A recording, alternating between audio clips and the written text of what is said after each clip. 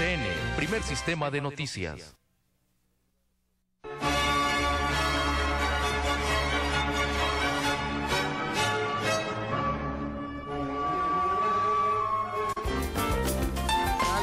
Muy buenas tardes. En este sábado de vacaciones de Semana Santa vamos a hablar de la relación entre la literatura y el cine, y pues bueno, un tema muy adecuado para todos aquellos que se quedaron en la ciudad, y que el cine pues es una buena opción para pasar estas ricas vacaciones. Me acompaña como cada semana, por supuesto, mi amiga y compañera Nancy Díaz. Hola, Nancy. Hola, muy buenas tardes a todos. Hola, Julia. ¿Cómo te va de vacaciones? Muy bien, pues como dices, los que no tenemos oportunidad, o que a lo mejor no nos agrada tanto el salir fuera de la ciudad, tenemos varias opciones en la ciudad para visitar, y hasta nuestro propio hogar, ¿no? Los libros son un buen escaparate. Claro, los libros y las películas. Y bueno, ahorita vamos a hablar pues de esta relación entre la literatura y el cine. Y también están con nosotros Daniel Gastelum y Antonio García, como cada semana. Ellos nos estarán hablando de estos algunos ejemplos de estas películas. Buenas tardes, muchachos. ¿Qué tal, maestro Julián? Maestro Nancy, muy buenas tardes. Buenas tardes, muchas gracias. Y bueno, ustedes son estudiantes de literatura y están de vacaciones. Nosotros somos profesores en la Facultad de Humanidades, y por eso decimos que estamos de vacaciones. Consideramos que el cine es una muy buena opción para pasar estos días de descanso.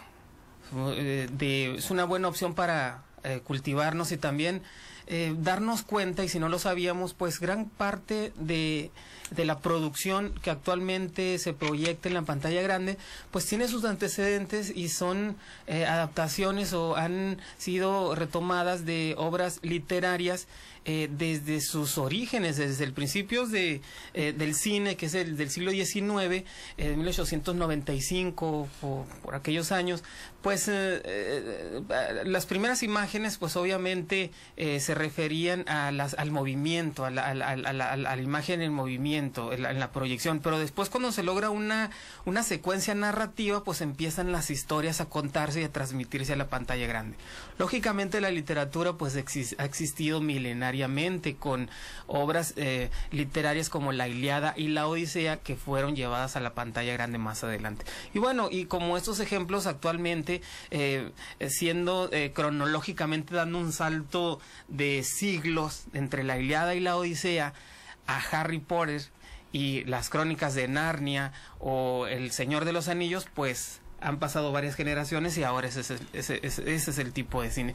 Una de las clasificaciones del cine, porque hay una gran variedad de cine de terror, de aventura, de medieval, en fin, pero en cada una de esas pues encontramos antecedentes en la literatura. Claro, y yo creo que esta relación. Es interesante la relación, y yo creo que es importante también hacer esta parte de conciencia, cómo lo que vemos en la pantalla muchas veces se queda corto a lo que nos imaginamos en un libro.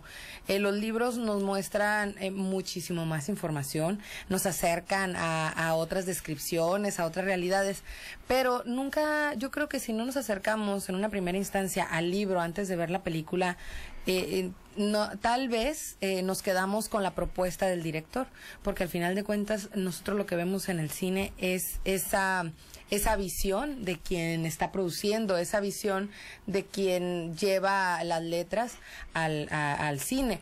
El cine se vale de muchos más recursos que el libro. El libro, los recursos son totalmente literarios, la escritura, el uso de la palabra, las figuras retóricas, bueno, pudiéramos hacer un listado muy grande, y el cine hace uso también de algunos otros recursos que apoyan a estas estructuras, como lo es la música, la iluminación, los efectos especiales. Ya ahora, como bien mencionabas, en un inicio el cine era mudo.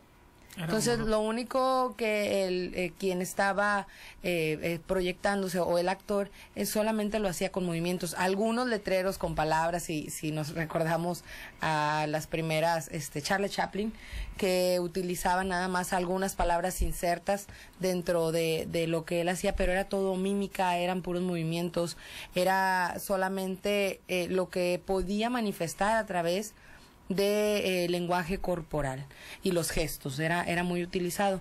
Ya se incluye el cine, se va enriqueciendo, ya utiliza algunas otras de las bellas artes dentro de sus proyecciones para darle mucho más sentido. Uno de ellos, pues creo que es la música. La música puede dar celeridad o puede retardar un proceso dentro de una película sin ni siquiera decir una palabra. Entonces creo que dentro de todo lo que se utiliza en la literatura y en el cine, creo que es equivalente, si lo queremos mencionar así, es equivalente los recursos que utiliza ahora el cine a los recursos que utiliza el escritor dentro del libro. Pero bueno, yo en lo personal me sigo quedando con el libro. No sé, en tu opinión, ¿qué es lo que pienses? Muchos dicen, ¿es mejor la película o es mejor el libro? Porque creo que es en donde está la controversia, exacto, ¿no? Exacto, eso justamente eso me iba a referir. Ahí es donde está el dilema, la polémica. ¿Qué es mejor, el libro o la película? A veces vamos a ver la película y decimos, ¿leíste el libro? O en ocasiones, ¿qué te pareció? ¿Qué te gustó más, la película o el libro? Yo creo que aquí, el dilema lo dice, ¿no? Ver para creer. Estábamos viendo imágenes de Harry Potter, de una de las historias más fantasiosas que, por supuesto, tiene sus orígenes en la literatura. Primero fue el libro. Ese dato sí lo tenemos que tener bien claro. Nunca la película es primero que una obra literaria. Hay guiones cinematográficos como un género literario. Yo recuerdo el guión de Los Albañiles de Vicente Leñero, que después fue llevado a la pantalla grande también, pero como género literario independiente, el guión literario. El guión cinematográfico, pues últimamente se basa en producciones o narraciones de la literatura universal. Tenemos grandes historias desde la Ilíada y la Odisea hasta Harry Potter o las Crónicas de Narnia, como mencionábamos al principio, y actualmente pensamos que el cine pasa por una etapa en la que se junta o converge con la literatura, pero lo cierto es que siempre ha sido así. A lo largo de la historia hemos visto grandes producciones literarias adaptadas a grandes producciones cinematográficas. Y es que el cine y la literatura son autónomos, son independientes. El cine es considerado el séptimo arte, séptima de las 7 bellas artes. La literatura obviamente es una de las artes milenarias, de las primeras manifestaciones o expresiones artísticas. ¿Hasta dónde llega la convergencia o la independencia del cine y la literatura? En la literatura, como lo mencionabas al principio, Nancy, aquí estamos viendo, por ejemplo, Troya, basada pues en un episodio de la Ilíada. De la Ilíada. La Ilíada, esta historia de la cultura griega que narra pues el rapto de Helena, de Troya. Entonces, esta producción, yo creo que algunas generaciones que van al cine, de las nuevas generaciones, por supuesto, no sabemos no saben hasta dónde llega la independencia del cine o hasta de la literatura, o hasta qué punto se convocan las dos disciplinas. Pero muchas de las películas que nosotros vamos a ver al cine han estado registradas antes en un papel, y esa magia de transportar, no sé, 700, 800 páginas, por ejemplo, de Los Miserables, a una producción de 2 horas, que actualmente está la película de Los Miserables en el cine. Y bueno, ¿qué tanto se muestra fiel o qué tanto se adaptará o se perderá? ¿Tú crees que se pierden algunas Yo creo que debe de ser. Bueno, lo que sí se tiene claro es de que los dos, tanto el libro como la película, tienen un mismo objetivo, que es contar una historia. Y tienen un mismo vehículo, que es la palabra. Sí, sea cual sea, la palabra se utiliza para contar estas historias.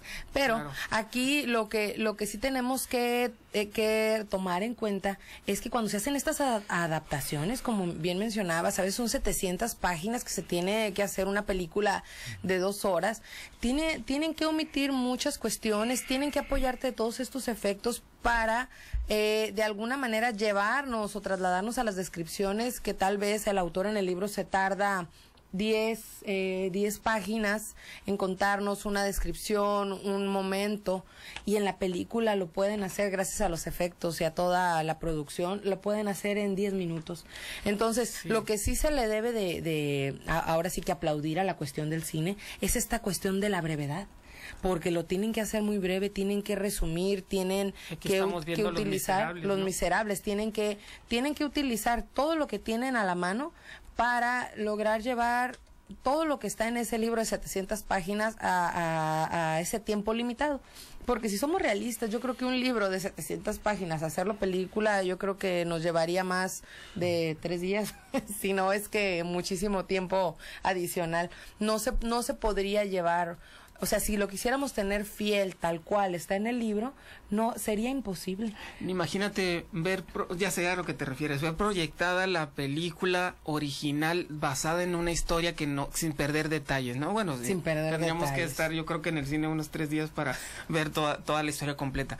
Yo creo que son 4 elementos que se rescatan de una adaptación de una obra literaria a una película. Tales son, pues, la secuencia narrativa, que es la unidad narrativa, que es la historia que se cuenta, que en la literatura, pues, tardan años cronológicos en la historia a contar. En la literatura hay analepsis y proalepsis, cuando el hombre recuerda, cuando el personaje recuerda o sueña. En el cine también existen. Entonces, la unidad narrativa en el cine se logra con imágenes. En la literatura, pues, con hechos, con la palabra, con la descripción, por ejemplo. Con las figuras retóricas. Las metáforas, las figuras retóricas. Otro viene siendo, pues, la secuencia. Este hilo narrativo, el hilo narrativo que igual en el cine se logra con imágenes, superposiciones de imágenes sobre otras. En la literatura nos cuentan una historia, hay un autor que nos cuenta una historia y no nos podemos desprender del narrador. En el cine sí nos desprendemos del narrador. En el cine yo me convierto en mi propio espectador, pero no hay un narrador. Podría ser la visión del director de una obra literaria, pero me llama la atención lo que dijiste al principio. Tengo la idea de un personaje y me hago la figura de ese personaje, ya sea femenino o masculino, y voy al cine y veo la película y no es como yo me lo imaginaba. En ese momento, pues, pierde capacidad de asombro, claro, o credibilidad, ¿no? Que ya me lo está mostrando la visión del director. En la literatura, el narrador me deja libre para pensar y para construir mi propia imagen del personaje. Para estructurar cada quien, ahora sí que podríamos plantear que cada quien hace su propia película a partir de un libro. En la literatura, uno va leyendo, uno va construyendo, uno va dibujando cada uno de los escenarios, cada una de las imágenes, de los lugares, del clima. A detalle vamos creando todos esos elementos que el autor por medio de palabras va describiendo. Entonces nosotros en la mente lo retomamos y dejamos de leer el libro y se queda en esa parte, lo retomamos y seguimos con esos mismos personajes, con esas mismas imágenes, con esos mismos colores, seguimos con esa guía. Cuando la propuesta del director no es acorde a la nuestra, de alguna manera, bueno, primero debimos de haber leído el libro para tener una referencia. Me estoy acordando, un ejemplo de esto que estás diciendo, Nancy. Romeo y Julieta, la última producción de Romeo y Julieta con Leonardo DiCaprio, pues no se acercaba mucho a la historia original de William Shakespeare, de Romeo y Julieta. Estas son adaptaciones, las contextualizan, modifican, cambian de época, entonces es cuando ya no se acerca a lo que nos imaginamos, pero lo que nos imaginamos nosotros. Tal vez si los jóvenes en un cierto contexto específico muy similar al de Romeo y Julieta, de esta última producción, se acercan al libro y ven, tal vez sea lo que ellos se imaginaron. Un ejemplo de esto es la síntesis. La síntesis en el cine, esa capacidad que mencionas de sintetizar 800 páginas a 2 horas. Esa es la maestría del cine, es el arte del cine. No solamente es captar las imágenes en movimientos como nació el cine, sino ahora es contar una historia también. Y que te capte la atención en esa caja, como lo es el cine, te transporta a otra dimensión. Pero la síntesis se expresa, por ejemplo, en la historia, en el caso de Romeo y Julieta. A veces queremos ver la historia la película reflejada fielmente en el libro, o más bien el libro en la película.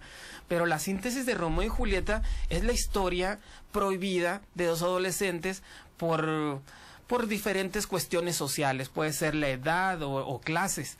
En este caso podemos encontrar una historia de Romeo y Julieta en todas las historias de amor de los adolescentes. Esa es la síntesis. Entonces el texto canónico de Romeo y Julieta expresado en todas las historias de amor de adolescentes pues se va a expresar en el prototipo que nosotros tenemos de la historia de William Shakespeare. En este caso pues una historia moderna de Romeo y Julieta adaptada hasta nuestros días, pero con una producción clásica. Esta combinación pues es también una visión del director. En este caso el arte de la visión que tiene un director a la hora de adaptar una obra literaria al cine pues tiene sus propios méritos también. Claro, y contextualizarla, porque también, como mencionabas, retomando este ejemplo de Romeo y Julieta, lo contextualizan a una cierta época dirigida o con el propósito de llegar a los jóvenes también que son de los años 2000, que tienen esta realidad en cuanto a esta realidad social o esta realidad,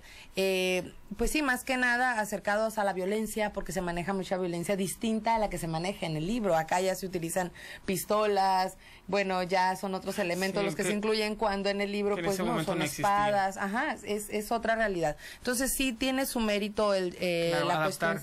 Adaptar los elementos de un siglo a 4 siglos después, pues imagínate, tendríamos que estudiar. Yo pienso que se hace un estudio de la obra escrita para poder proyectar en el cine pues una historia, pues yo creo que es similar, porque resultaría aburrido que fuera igual. Es similar, pero que se parecen. Pero tiene la esencia de la realidad, como ya lo mencionabas, la prohibición, la cuestión social, la rivalidad entre dos familias.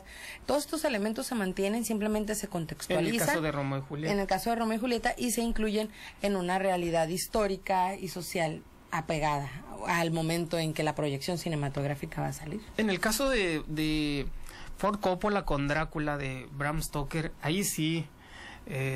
yo me quito el sombrero, porque la producción de Ford Coppola a esta versión, que Drácula ha sido una de las obras literarias que más han sido llevadas a la pantalla grande, pero en esta versión de Drácula, creo que del 98, 97, 98, se logra pues unos efectos especiales que en el libro yo solamente me los puedo imaginar, pero no así. Ahí sí la aportación de Francis Ford Coppola a esta historia de Drácula, de Bram Stoker, escritor del siglo XIX, pues sí, no voy a decir superar, pero sí le aporta otra visión, otra forma, claro, conservando la esencia del vampiro clásico, del prototipo, o más bien estereotipo del vampiro, que más adelante pues se iban a basar pues todas las historias de vampiros y de terror del mundo entero. Claro, pero aquí también hay que hacer notar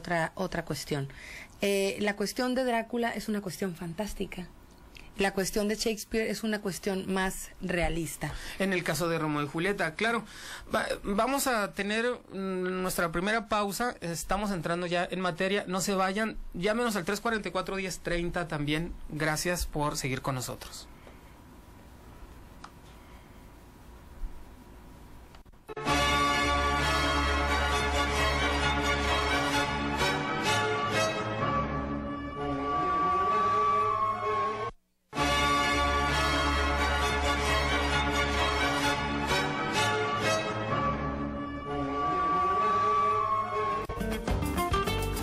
Difícil es adaptar una imagen literaria al cine, convertir una imagen, una metáfora literaria a una película, a una técnica narrativa diferente.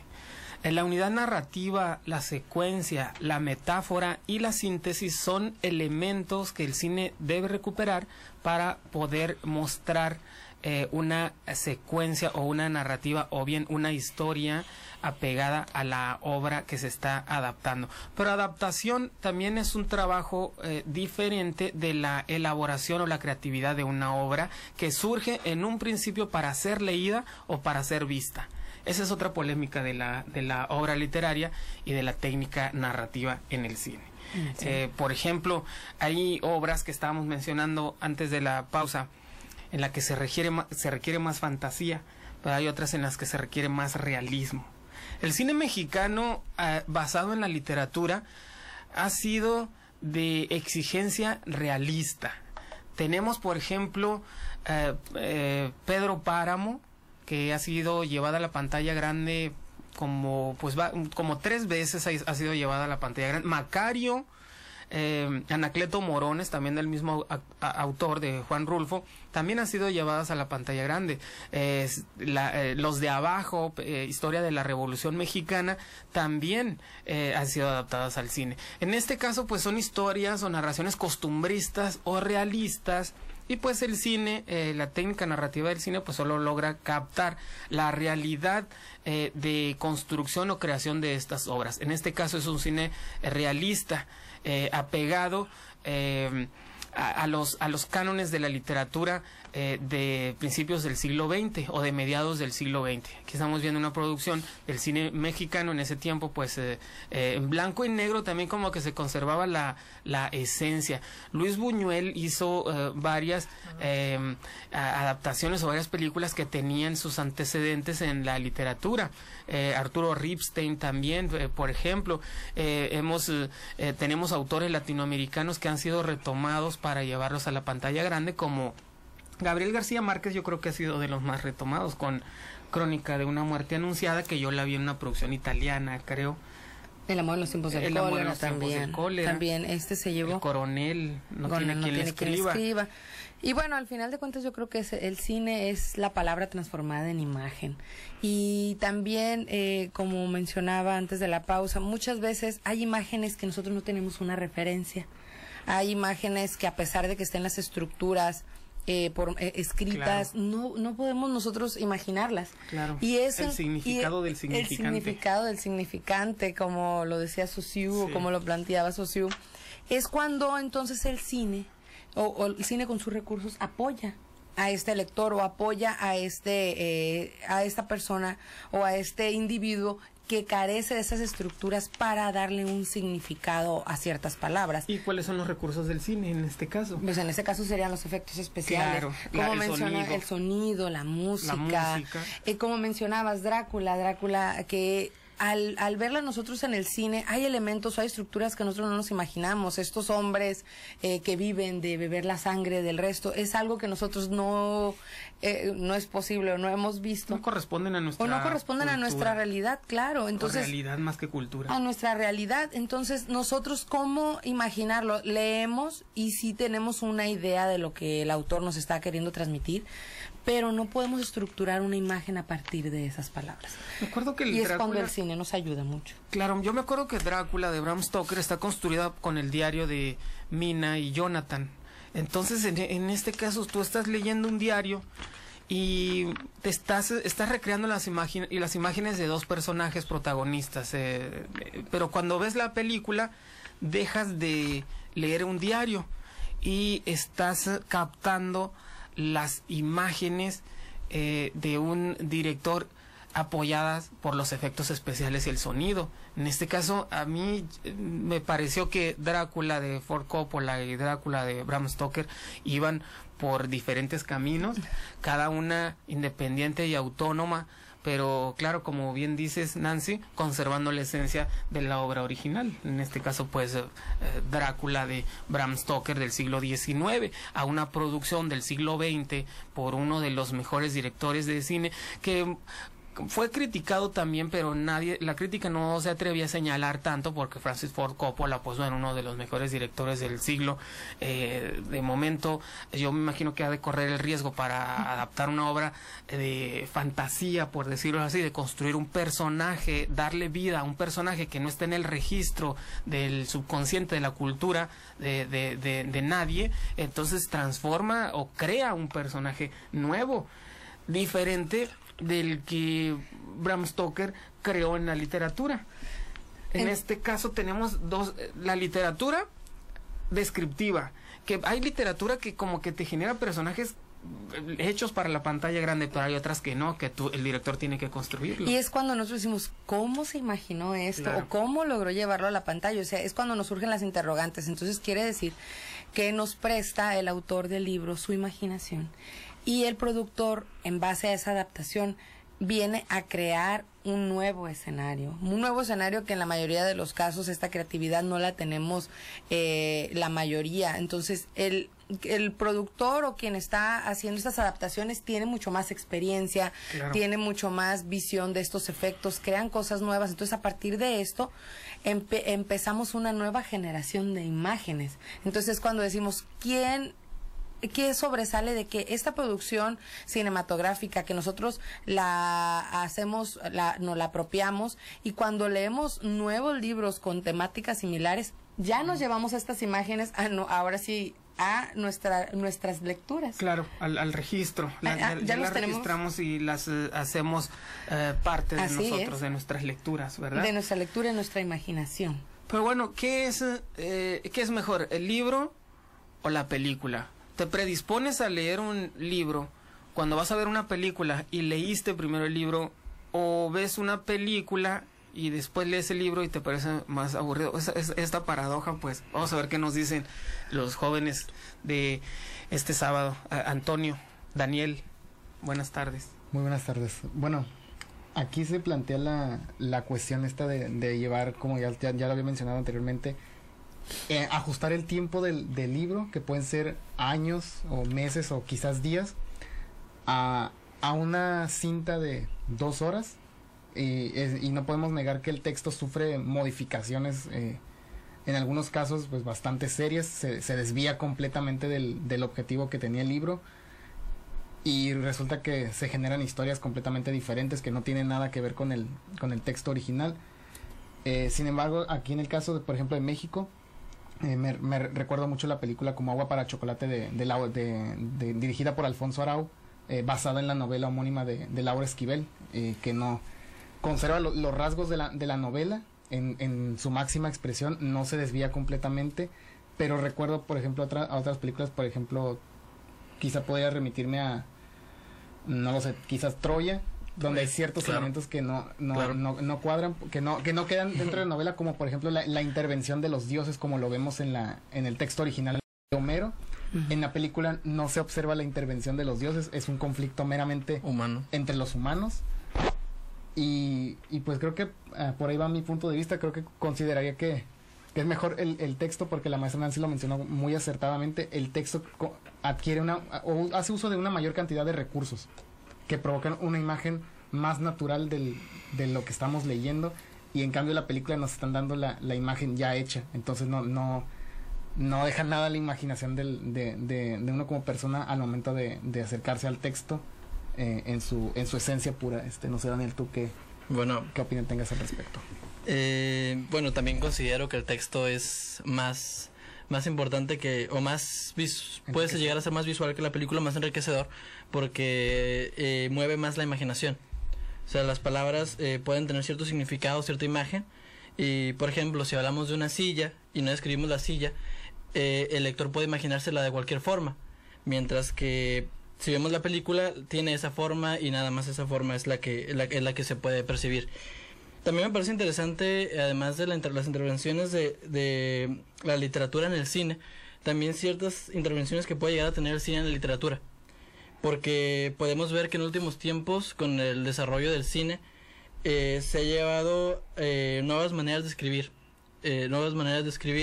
En el sentido de que la manera de presentar ciertas escenas, dividir en capítulos, que pueden ser muy parecidas a escenas que podemos ver en el cine, me parece importante de mencionar esta nueva manera de presentar los hechos en algunos escritores contemporáneos. Bueno, la autonomía del texto literario y de la producción cinematográfica pues se conserva porque cada uno tiene sus aportaciones. Vamos a una pausa y regresamos con ese tema de la literatura y el cine. No se vayan, sigan con nosotros.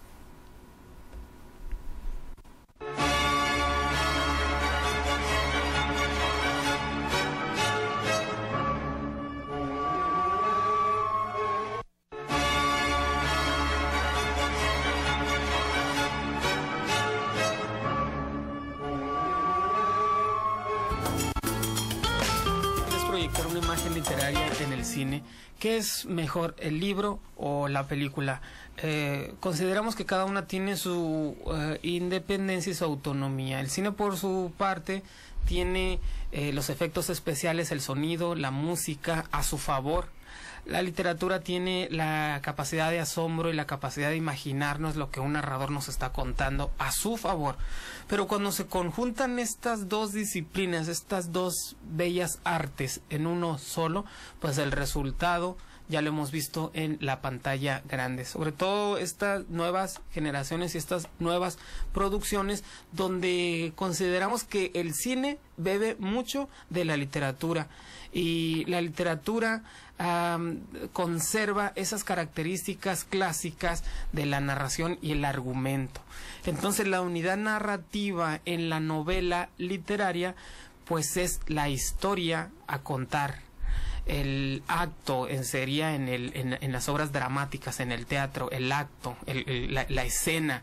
Entonces en el cine es más fácil trasladar una escena de una obra de teatro, es decir, la escena en una obra de teatro pues es un elemento propio de la literatura, pero en el cine también está dividido en escenas, sobre todo en imágenes. Entonces la secuencia de las imágenes en el cine conforman una unidad narrativa. Cuando pasamos de una imagen a otra, esa es una unidad narrativa y luego vamos viendo diferentes unidades narrativas y esa es una secuencia. Toda la secuencia en el cine pues es toda la historia del cine.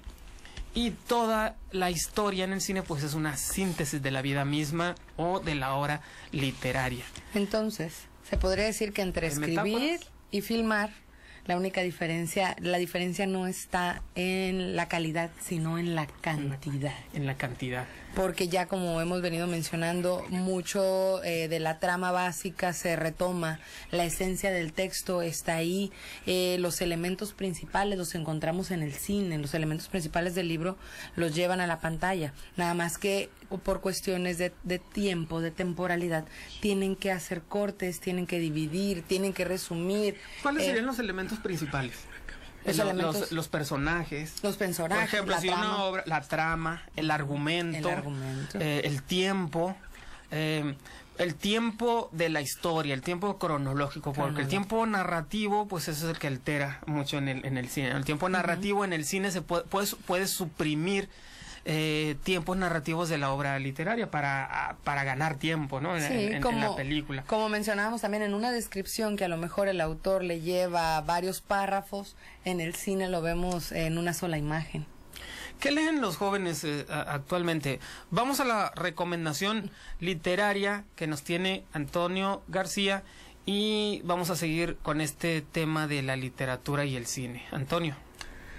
Así es, como cada sábado les traemos la recomendación literaria de la semana y este sábado pues no es la excepción.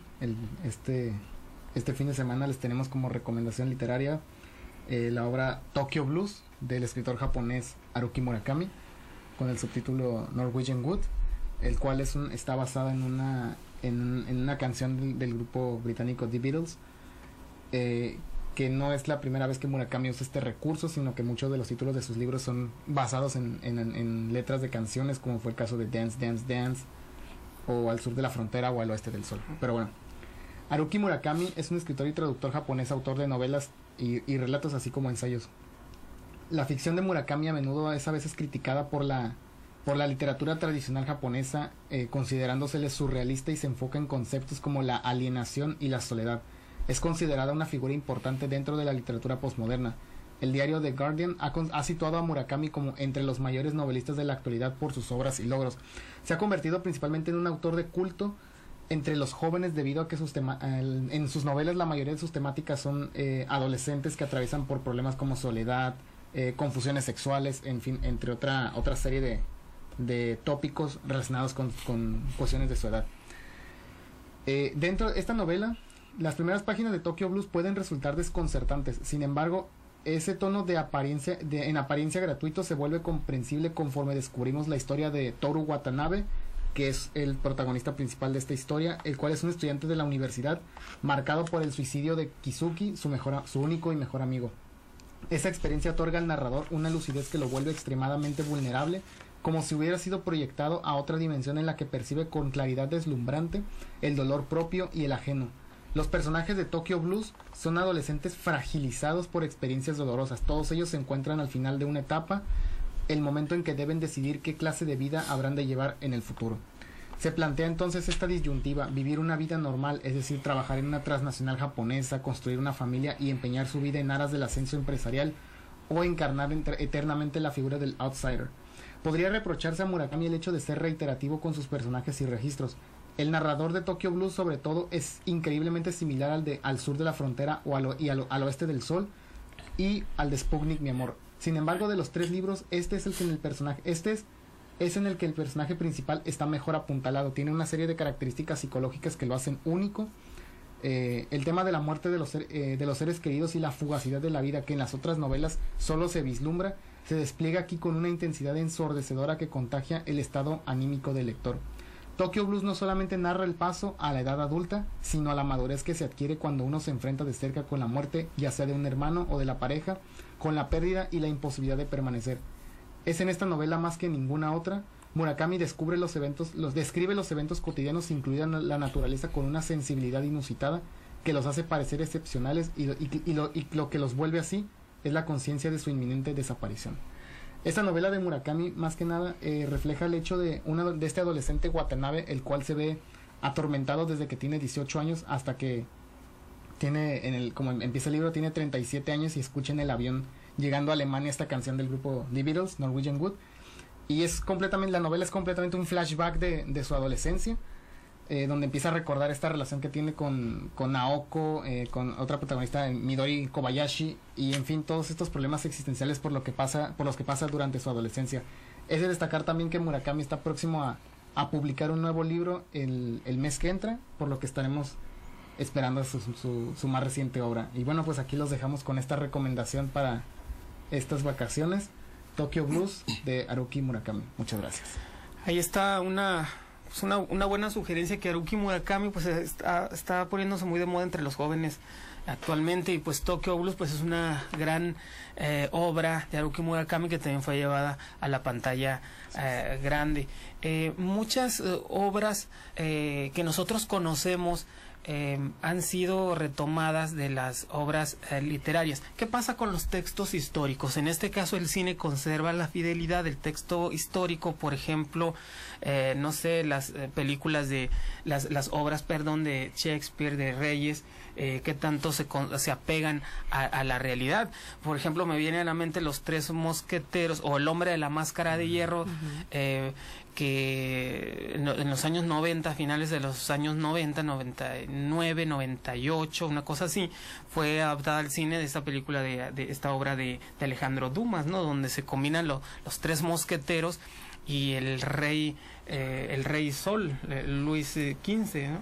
Yo creo que igual que cualquier libro, muchas veces vienen o incluyen muchos datos históricos, pero no por eso se consideran como documentos históricos. Un documento histórico debe de ser fiel, tal cual, ser objetivo. Y cuando ya lo estamos viendo en una obra literaria, simplemente destaca algunos detalles. Estamos viendo aquí imágenes de la película. Destaca algunos detalles que vienen a darle relevancia al argumento, pero no porque se incluyan elementos que sí ocurrieron históricamente, se va a considerar con esta característica de histórica. Es lo mismo cuando nosotros lo vemos reflejado en la literatura, que vemos que tiene muchos elementos históricos, pero no por eso se va a considerar un documento histórico. Lo magistral, claro, lo magistral de esta película, que me acuerdo, fueron las actuaciones de Jeremy Irons, Gabriel Byrne, como los tres mosqueteros, Gerard Depardieu. Entonces, en ocasiones pues también la imagen sobrepasa a la fantasía. Muchas veces nosotros tomamos una película o una obra literaria como un documento histórico. Incluso yo creo que esta forma de percibir el cine se fomenta también desde las escuelas, porque yo me acuerdo que también para enseñar la historia de Grecia, los profesores llevan a sus estudiantes a ver Troya. Entonces aquí es muy delicado separar la ficción de la realidad. La fantasía, la ficción. La fantasía es un elemento, es un recurso literario, la realidad es un elemento histórico. Recordemos que el cine es un arte y la conjunción de elementos realistas o históricos con elementos fantasiosos o de ficción, pues es propia del séptimo arte. Esa es su función, esa es su esencia. Pero considerar una película o una obra literaria como un documento fidedigno histórico, pues para eso están los documentos históricos, no, los libros históricos. Y hay documentales, sí hay cuestiones fílmicas, pero no propiamente con el propósito del cine, con estos efectos, con estas variantes que le den sentido literario a estas puestas en escena, pero que sí se mantienen fieles, pero con ese propósito, y así se menciona. O sea, se dan datos, fechas, no se... de alguna manera no se actúa, se mantienen los diálogos o los textos que están marcados, son objetivos, y no se incluye nada de estos elementos fantasiosos que podrían dar lugar a esta ambigüedad dentro de lo que es los históricos. Hay muchos documentos y también los podemos ver, pero vienen como marcados como documentales, sí, en donde se narran cuestiones históricas, se contextualizan, pero eso sí, específicamente con ese propósito didáctico. Sí, es cierto que el cine refleja en ocasiones una función social. Por ejemplo, la literatura lorquiana de los años 30 en la Guerra Civil Española, pues refiere un acto social, un acontecimiento social. En la película La muerte de un poeta, pues rescata el compromiso de Federico García Lorca para la sociedad española. En ese caso, pues queremos saber más de la vida del autor. En ese caso, pues la película sí nos ayudaría un poquito, que en este caso pues serían películas autobiográficas. ¿Qué otras películas han sido llevadas al cine? Es innumerable la lista, como Agua para Chocolate, Los Miserables, Romeo y Julieta. Me acuerdo del Cartero de Neruda de Antonio Escármeta, este autor chileno que recrea la historia con el autor, con Pablo Neruda, y pues también fue llevada a la pantalla grande por Máximo Troisi. ¿Tienen información al respecto?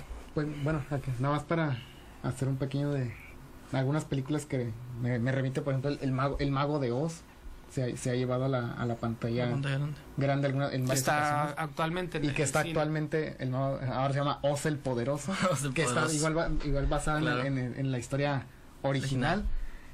También próximamente está a salir El Gran Gatsby de Scott Fitzgerald, este autor de culto también, que ha venido a estar siendo retomado en años anteriores, que se han venido haciendo adaptaciones. Daniel, no sé si tengas alguna información. Sí.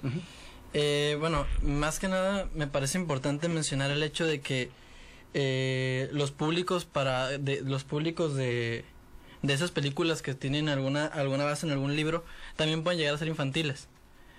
Podemos ver que en algunas ocasiones productoras de cine infantil como Walt Disney han dedicado a adaptar cuentos clásicos al cine, a ponerlos en la pantalla grande. Podemos ver películas como Cenicienta, como Blancanieves, como El Jorobado de Notre Dame, que no se llama así la obra original, sino que es una obra del siglo XIX de Víctor Hugo, que se llama Nuestra Señora de París. Entonces, de alguna manera, en el dominio popular, estas obras literarias, a través de esas películas infantiles, alcanzan cierto dominio popular. Y las personas, aunque no completamente, pueden llegar a conocer las historias. Podemos ver que historias como El Rey León pueden tener cierta influencia de Hamlet, por ejemplo, en cuestiones de lo que va desarrollándose en la historia.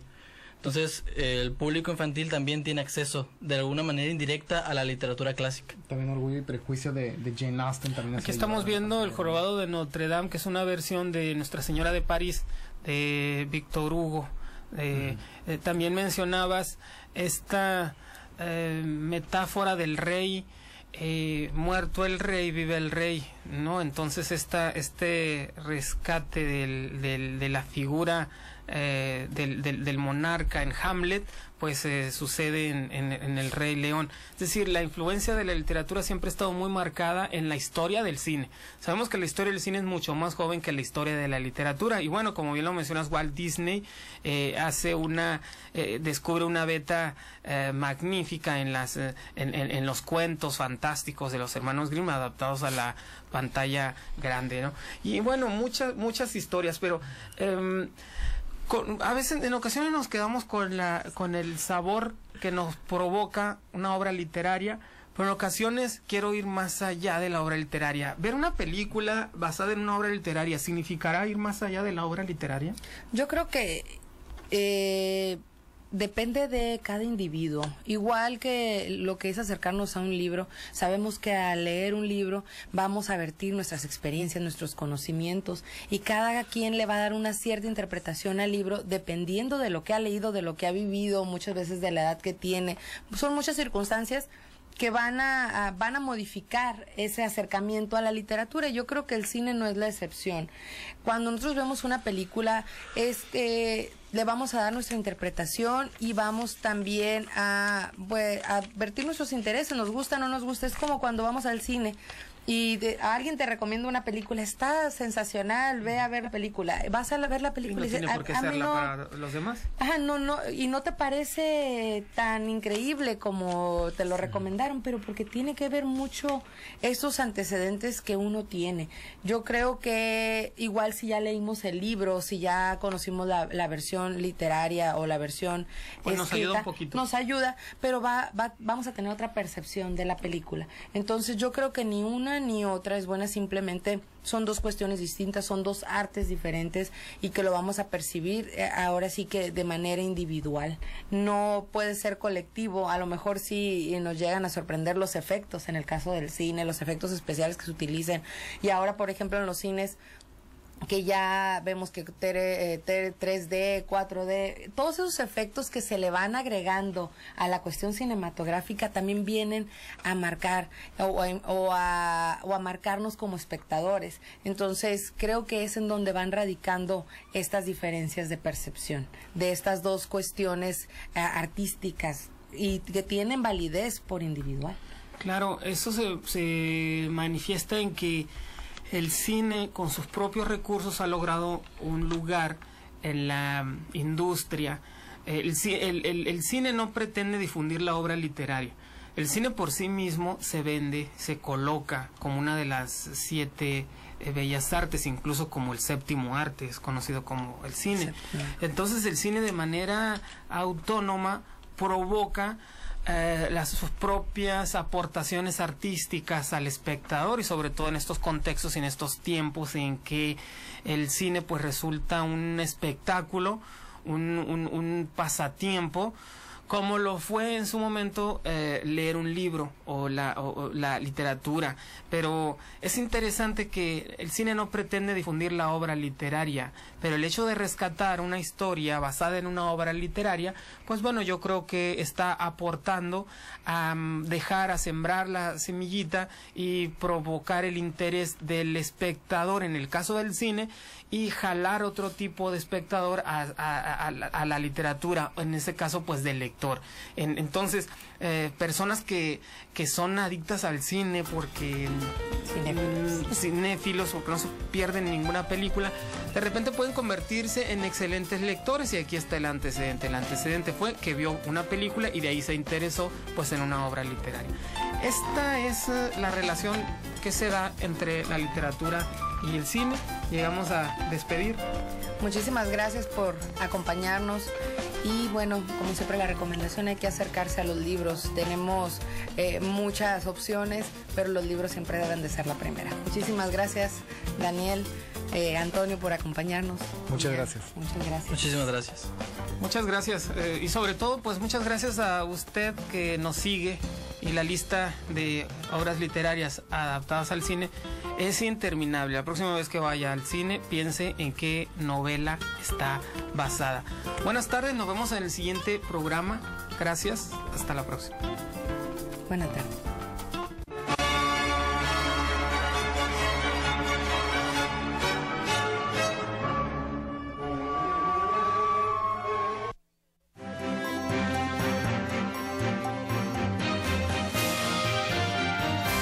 PSN, Primer Sistema de Noticias.